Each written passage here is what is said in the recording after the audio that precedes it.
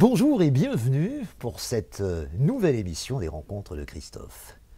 Un homme comme Napoléon ne pouvait nous laisser indifférents sur Aki Télé, pas plus qu'à moi, prof d'histoire que je suis, donc nous avons décidé de parler du bicentenaire de la mort de l'empereur, décédé le 5 mai, et c'était en 1821.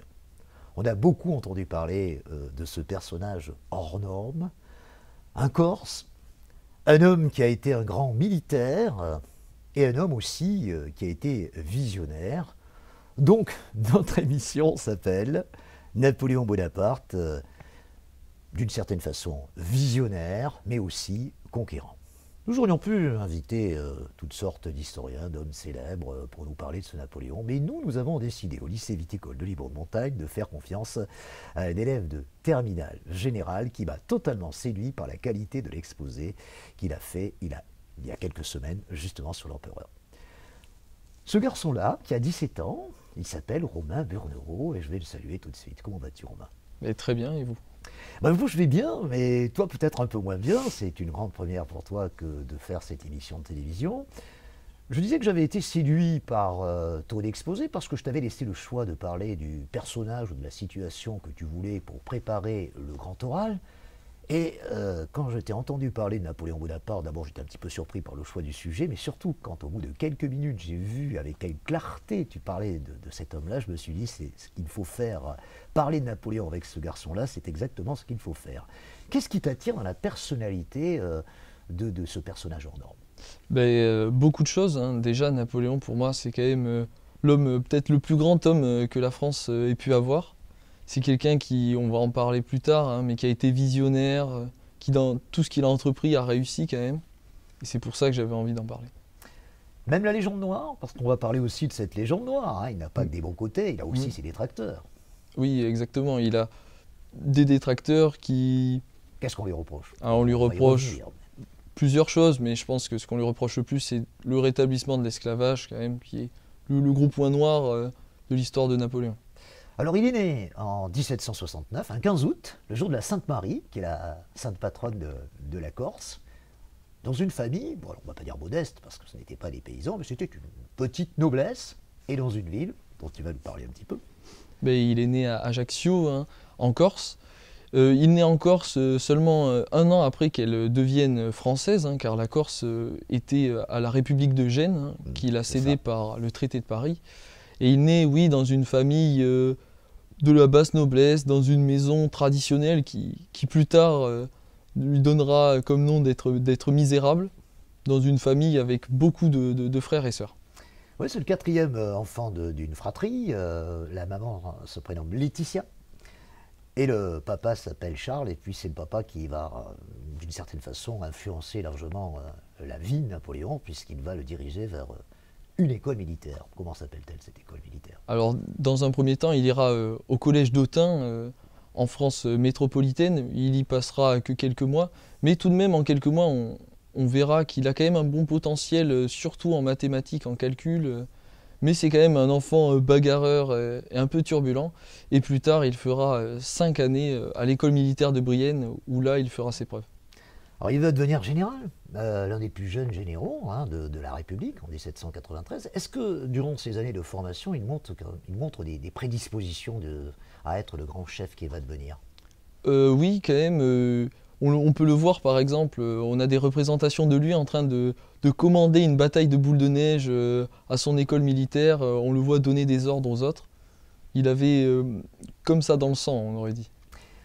On le surnomme le solitaire. Beaucoup ont écrit sur Napoléon. À la fin de cet entretien, nous reviendrons sur une bibliographie qu'on peut proposer à nos téléspectateurs, mais c'est un solitaire, hein. C'est quelqu'un qui maîtrise mal le français. Hein, déjà, oui. On peut le dire. Quand il arrive en France, il ne parle pas du tout français. Il parle un dialecte corse. Il sera même moqué par ses camarades à cause de ça.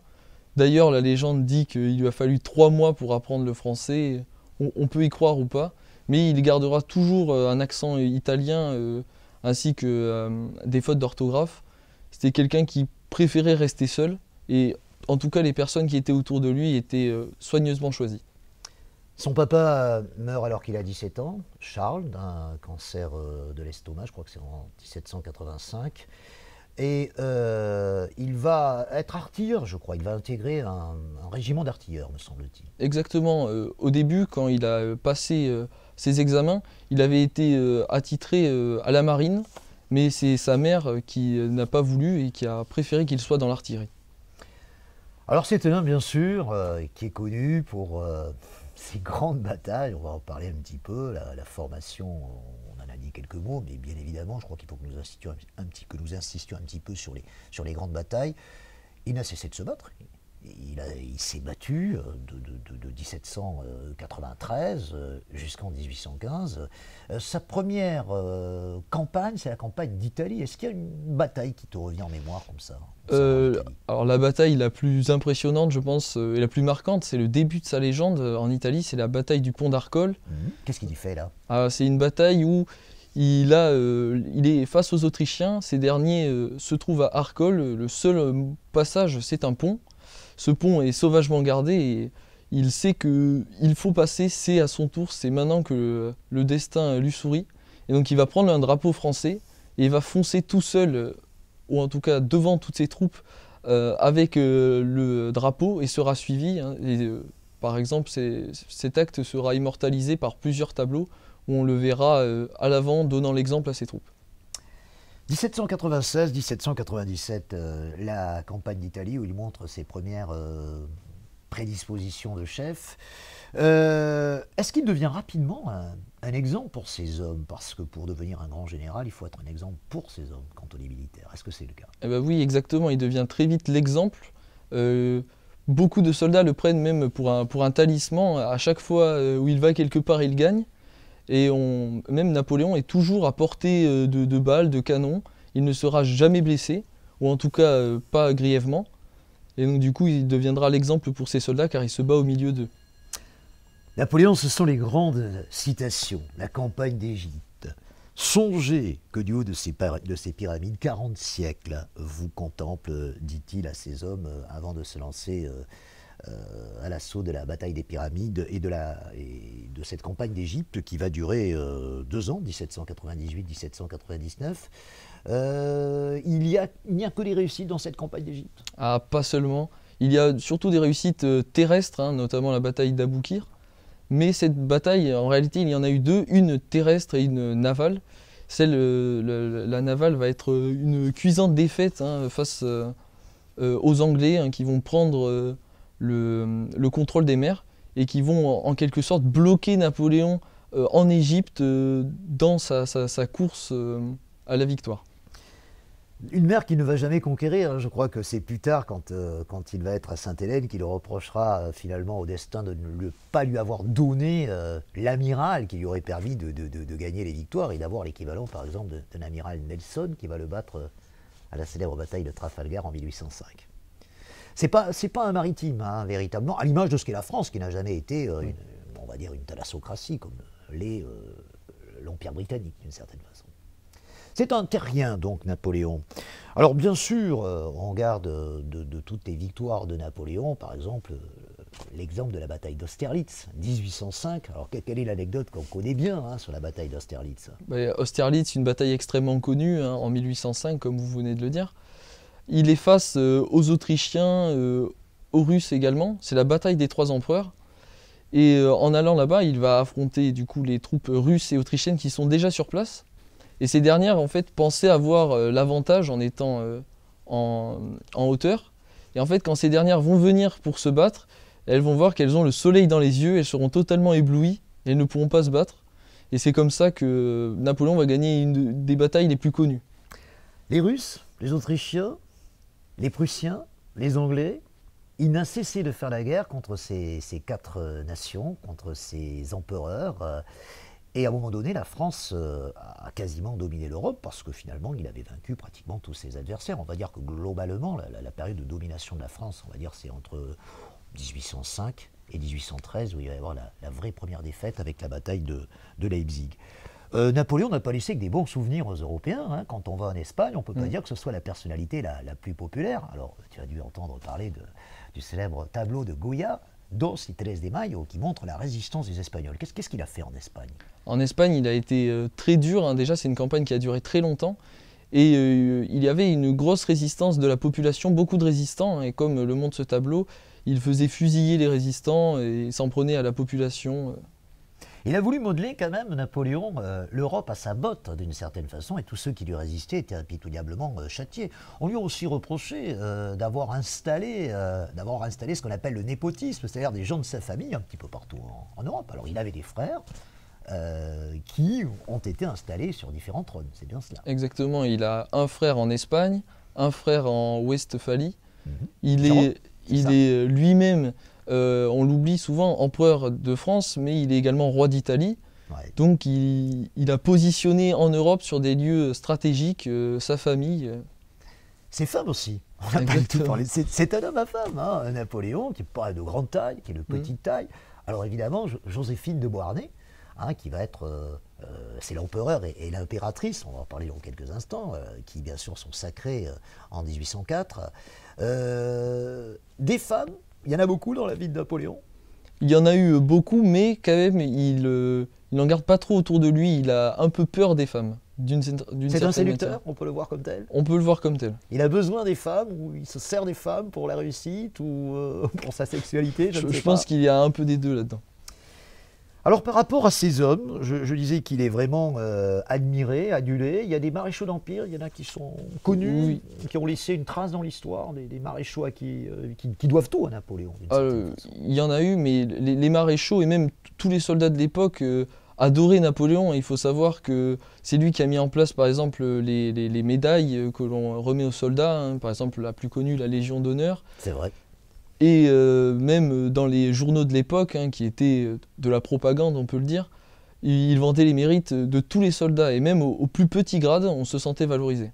Si on doutait de la popularité de Napoléon et de son amour que lui portaient les hommes, eh bien, les 100 jours montreraient à quel point il était populaire, parce qu'il quitte le pouvoir après la défaite de la bataille de France en 1814. Il est exilé, on le sait, sur l'île d'Elbe, juste en face de la Corse, très symboliquement. Et il revient. Et là, il doit renverser Louis XVIII. Et la population et ces hommes le suivent dans une entreprise qui est complètement folle, qui lui permet de regagner le pouvoir. Ça c'est vraiment l'exemple même qui montre la popularité de cet homme-là, en 1814. Est-ce qu'il a fait le combat de trop? Parce que est-ce que finalement, c'était pas déjà un homme du passé en 1814? Est-ce qu'on ne peut pas le voir comme tel? En 1814, effectivement, il a perdu, mais il a quand même encore le soutien indéfectible de son armée, mais aussi du peuple français, hein. Il faut savoir que quand il arrive à Paris, le roi se rend directement, oui, il ne veut pas se battre. Ouais. Il sait que les gens ne sont pas pour lui.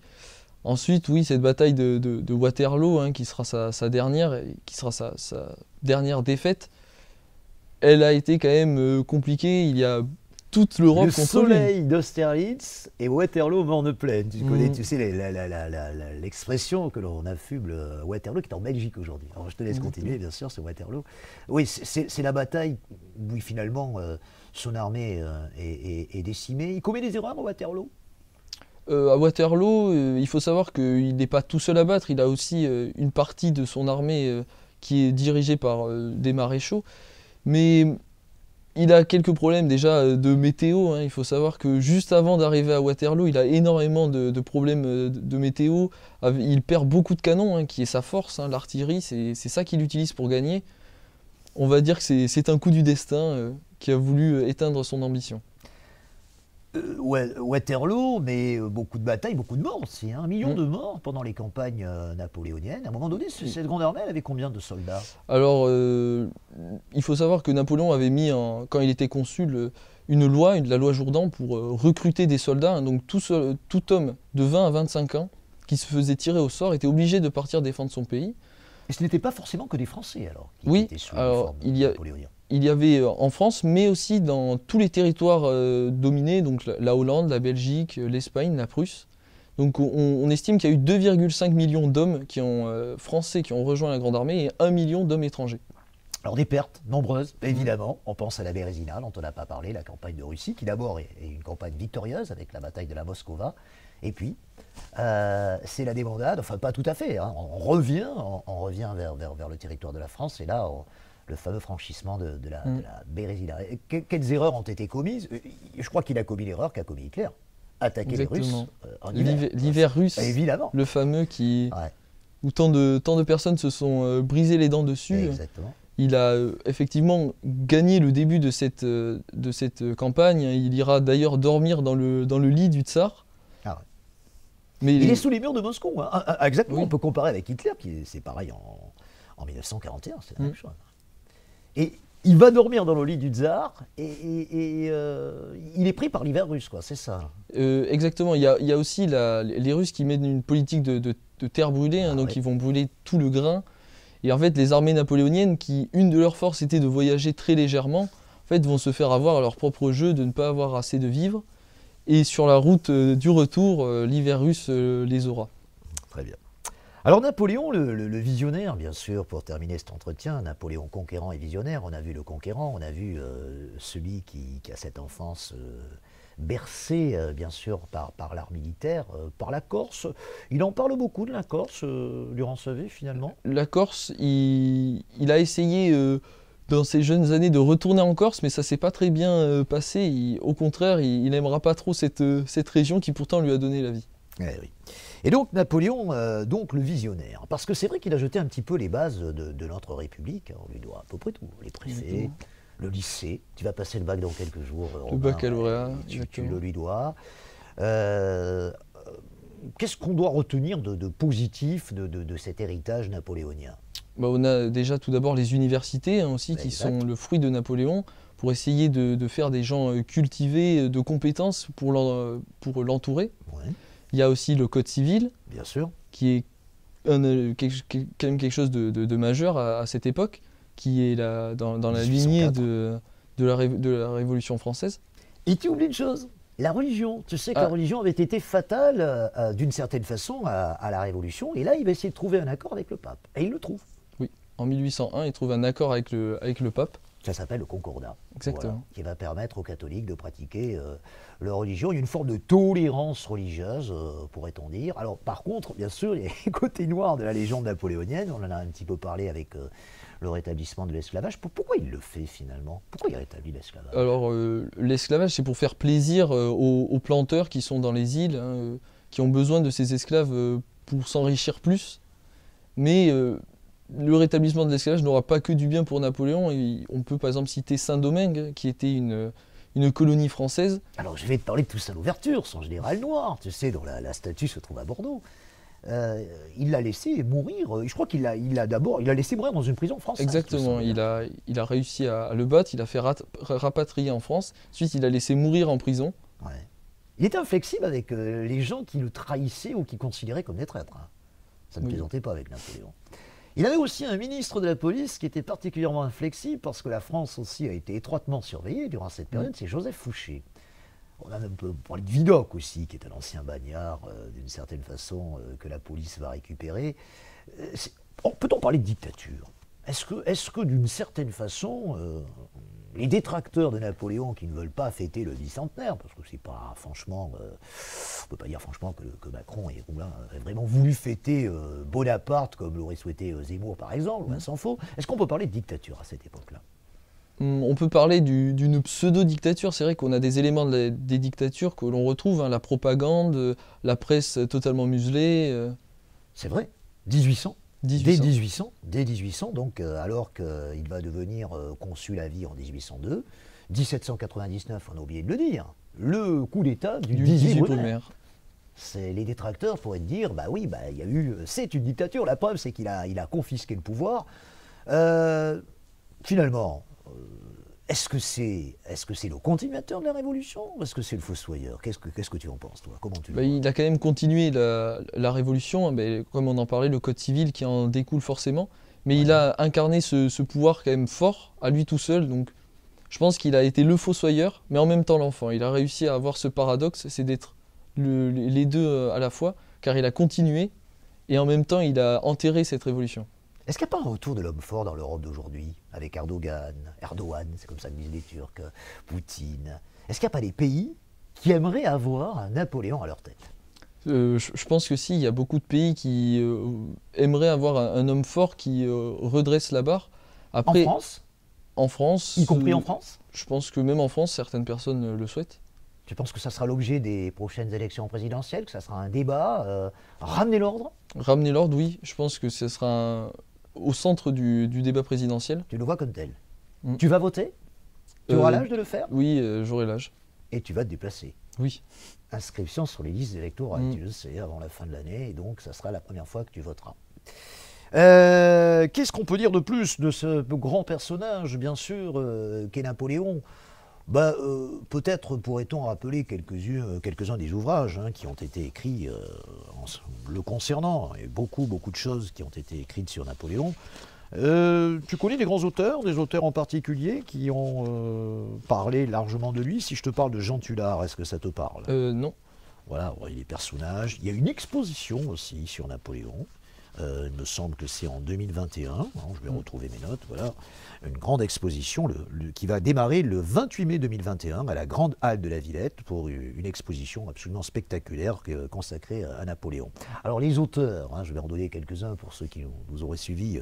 Jean Tullard, il a écrit un dictionnaire sur Napoléon en 1999, ça a été une réédition me semble-t-il. Il y a eu André Castelot, grand historien qui a écrit un classique de vulgarisation sur Napoléon. Patrice Dénifé, Histoire de la Révolution et de l'Empire en 2011. Thierry Lantz, il a écrit lui un ouvrage sur Waterloo. Il raconte le récit de cette bataille. Pierre Brandard aussi, Napoléon à Sainte-Hélène, ça c'est très récent, 2021. Et puis donc cette exposition qu'on invite tous les spectateurs à aller voir s'ils sont sur Paris, le 28 mai 2021, puisque maintenant on est déconfiné et on va pouvoir de nouveau aller au cinéma, aller voir des expositions, et celle-ci en particulier. Si tu devais résumer ce personnage grandiose, mythe de notre histoire en un mot, qu'est-ce que tu dirais? Je pense que je dirais précurseur. Précurseur. C'est le mot qui me Pourquoi viendrait. précurseur? Précurseur parce que dans beaucoup de choses qu'il a fait, il a vraiment eu une avance sur son temps, que ce soit militairement. Il faut savoir que les batailles qu'il a pu faire, elles sont encore enseignées en école militaire, que ce soit au niveau de la loi ou des choses qu'il a pu faire pour son pays. On parlait du Code civil, la Banque de France. On n'en a pas parlé, c'est vrai, la Banque de France, c'est vrai, tout à fait. C'est lui aussi. Mm. Ouais. Tu aurais aimé porter l'uniforme? Est-ce que tu pourrais le faire encore aujourd'hui d'ailleurs? De porter l'uniforme, Oui, c'est-à-dire d'être... porter l'uniforme, devenir militaire, faire une école de sous-officier ou quelque chose. Est-ce que c'est quelque chose, quelquefois des choses qui attirent les garçons peut-être plus que les filles? Oui, mais ouais, je pense que oui, je pourrais en être capable. Tu te destines à quoi sinon? Moi, je pensais plus partir dans le domaine soit de la biologie, soit Ouais. pourquoi pas de l'histoire. Pourquoi pas? Tu te verrais faire une faculté d'histoire et pourquoi pas faire des recherches ou devenir enseignant, c'est quelque chose qui pourrait te plaire. Écoute Romain, j'étais ravi, vraiment ravi que tu nous parles de ce personnage. C'est une grande première parce que d'habitude, tu le sais, on reçoit des personnalités, quelques-unes célèbres, notamment du département, de la région, des artistes. Et on est vraiment très très content que tu te sois livré à ce jeu de questions et de réponses qui n'est pas si facile, mais qui, comme on l'a dit tout à l'heure, te prépare formidablement au grand oral que tu vas faire très bientôt, je crois. Oui, exactement. Dans quelques semaines, un peu plus d'un mois, Puisque c'est l'heure. le bac, effectivement, est largement allégé, mais l'épreuve de philo va perdurer, et le grand oral aussi. On va juste rappeler à nous, téléspectateurs, et c'est important, et là tu n'es pas véritablement concerné, Romain Burnereau, que nous allons être présents au Tour de France les 16 et 17 juillet prochains. Ça sera à la Capitainerie du Port et on cherche des artistes de talent. Alors on a lancé tout azimut des demandes pour des artistes qui voudraient se produire. Alors on n'a pas vraiment de budget qui viendrait soit nous faire une petite prestation, soit se livrer au jeu de l'interview. Si vous vous sentez concerné, si vous êtes Libournais et Libournaises en priorité, vous êtes les bienvenus. Et puis on rappelle qu'à propos de cette étape du Tour de France, il va y avoir une grande répétition le 30 mai prochain. Tous ceux qui voudront participer à l'étape contre la montre, je ne sais pas si tu en feras partie Romain, qui voudraient partir sur les routes et vivre en quelque sorte les expériences des coureurs du Tour de France dès le 30 mai, vous pourrez participer à cela en vous inscrivant à la mairie. Prochaine rencontre de Christophe, on ne peut pas vous dire exactement qui sera invité parce qu'on le sait au fur et à mesure. Merci Romain d'avoir participé à cette émission. Nous étions donc au lycée viticole de Libre-de-Montagne. À très bientôt pour de nouvelles aventures.